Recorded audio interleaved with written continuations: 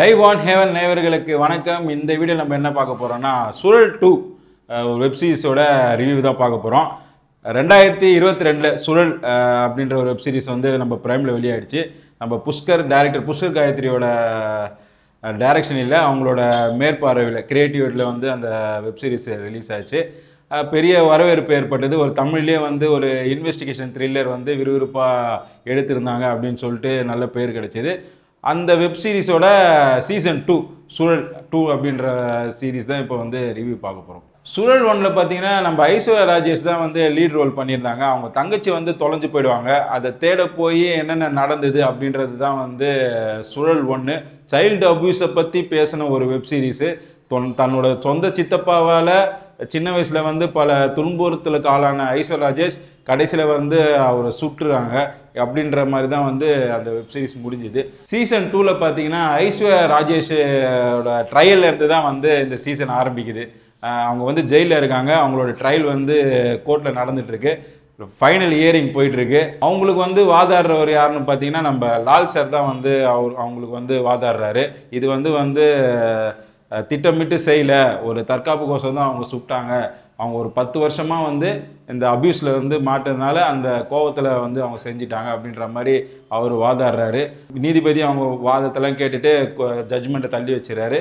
இன்னொரு சைடு பார்த்தீங்கன்னா நம்ம கதிரையும் காட்டுறாங்க. அவரும் வந்து அந்த கோர்ட்டுக்கு வராரு. அவரும் பார்த்தா அவர் கேஸும் தனியாக போகுது. ஏன்னா ஃபர்ஸ்ட் சீசனில் வந்து நந்தினி சுட்ட துப்பாக்கி வந்து சக்கரையோட துப்பாக்கி தான். அதனால வந்து அவர் கேஸும் போது. அது இல்லாமல் அவர் வந்து காத்திருப்போர் பட்டியலில் வேற இருக்காரு. லாலும் கதிரும் பார்த்தீங்கன்னா நெருக்கமான ஒரு உறவில் இருக்கிறதுனால இப்போதான் உனக்கு வேலை இல்லையே, வா கொஞ்ச நாள் நம்ம ஊரில் இருந்துட்டு திருவிழா பார்த்துட்டு போன்னு சொல்லிட்டு வீட்டுக்கு கூட்டிகிட்டு போயிடுறாரு. வீட்டுக்கு கூட்டிகிட்டு போயிட்டு கொஞ்ச நேரத்தில் பார்த்தீங்கன்னா திடீர்னு பார்த்தா நம்ம லால் வந்து இறந்து போய் கிடக்கிறாரு. அவர் யாரோ சுட்டுறாங்க. அவர் சுட்டுறாரா இல்லை அவர் சூசைட் பண்ணிக்கிறானான்னு வந்து தெரியல. இதை வந்து முதல்ல பார்க்குறது யாருன்னு பார்த்தீங்கன்னா நம்ம சக்கரை கதிர் தான் வந்து இதை முதல்ல பார்க்குறாரு. பார்த்த உடனே ஷாக் ஆகிறாரு. நான் ரொம்ப நாள் நெருக்கமான லால் வந்து இப்படி இறந்து கிடக்கிறாரு அப்படின்னு சொல்லிட்டு.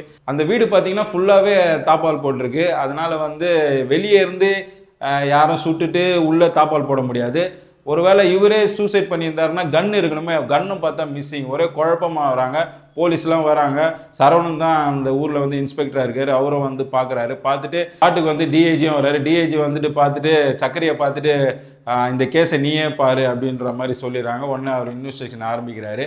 உள்பக்கம் பூட்டிய வீட்டில் லால் வந்து எப்படி சுடப்பட்டிருந்தார், ஒருவேளை அவர் தான் தற்கொலை பண்ணியிருந்தார், அந்த துப்பாக்கி எங்கே அப்படின்றது தான் வந்து இந்த வெப் சீரிஸோட ஃபுல் இன்வெஸ்டிகேஷன். பொதுவாகவே இந்த வெப் சீரிஸ்லாம் நம்ம பார்த்தோம்னா ஃபர்ஸ்ட் எபிசோடு முடியும் போது ஏதாவது ஒரு ட்விஸ்ட் டர்ன் இருந்தால் தான் நம்மளுக்கு ஆட்டோமேட்டிக்காக செகண்ட் எபிசோடு பார்க்கணுன்னு தோணும்.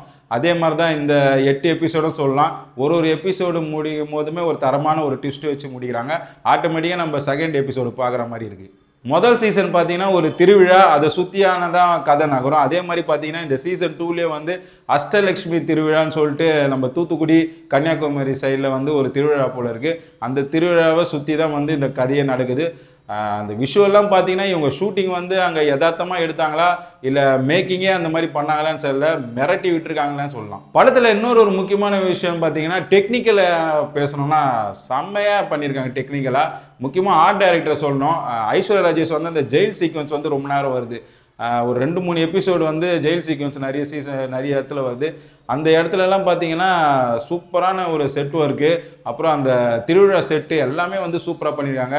நம்ம சாம் சிஎஸ் தான் வந்து பேக்ரவுண்ட் மியூசிக் பண்ணியிருக்காரு. சில சாங்லாம் வருது. புஷ்பா 2லேயே பார்த்தீங்கன்னா கலக்கிருப்பார். அதே மாதிரி பார்த்தீங்கன்னா இந்த மியூசிக்லையும் செம்மையாக பண்ணியிருக்காரு. ஆர்டிஸ்ட் பெர்ஃபார்மன்ஸ் பொறுத்த வரைக்கும் நம்ம லால் சார் சொல்லவே வேணாம். 8 எபிசோட்லேயும் அவரோட கதாபாத்திரம் இருக்குது. அதே மாதிரி நம்ம கதிர் இருக்காரு, அவரும் இன்வெஸ்டிகேட் பண்ணுற விஷயம்லாம் நல்லா இருக்குது. அப்புறம் ஐஸ்வர்யா ராஜேஷ் வந்து ஃபுல்லாக அவங்க ஜெயிலே இருக்க மாதிரி விஷயம். ஜெயிலில் இருக்காங்க, அவங்களுக்கு எந்த வேலையும் இல்லை அப்படின்றதுலாம் இல்லை. அவங்க ஜெயிலையும் வந்து அவங்களான வேலையை பண்ணியிருக்காங்க. ஃபர்ஸ்ட் சீசனில் வந்து சைல்டு அப்யூஸை பற்றி பேசியிருக்காங்க. இதில் வந்து என்ன ஒரு மர்டரு அதை இன்வெஸ்டிகேட் பண்ணுறது தான் சீசனா, அப்படி இல்லை. உங்களுக்கு 4வது சீசன்லேருந்து பார்த்தீங்கன்னா அதுலேயே பயங்கரமான ட்விஸ்டெல்லாம் வச்சுருக்காங்க. இதையும் வந்து முக்கியமாக ஹியூமன் டிராஃபிக்கை பற்றி பேசியிருக்காங்க.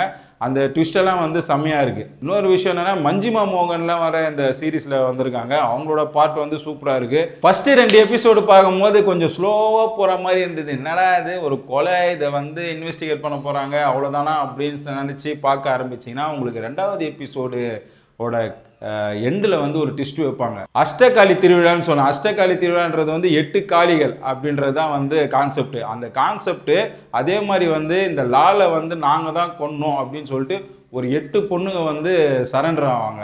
இந்த அஷ்டகாளி, இந்த 8 பொண்ணுங்க இதை வந்து ஒரு விஷுவலாக பண்ணியிருக்காங்க, மிரட்டி விட்டாங்கன்னு தான் சொல்லணும். பொதுவாகவே பார்த்தீங்கன்னா வெப் சீரிஸ்ன்றது வந்து கொஞ்சம் படத்தில் சொல்கிறதால கொஞ்சம் நீட்டி முழுகிறது அப்படின்னு சொல்லுவாங்க, இழுப்பாங்க. இந்த சீரீஸ்லையும் அந்த மாதிரியான விஷயங்கள் இருக்குது, கொஞ்சம் லேகெல்லாம் இருக்குது, லாஜிக் ஓட்டைகள் நிறையவே இருக்குது.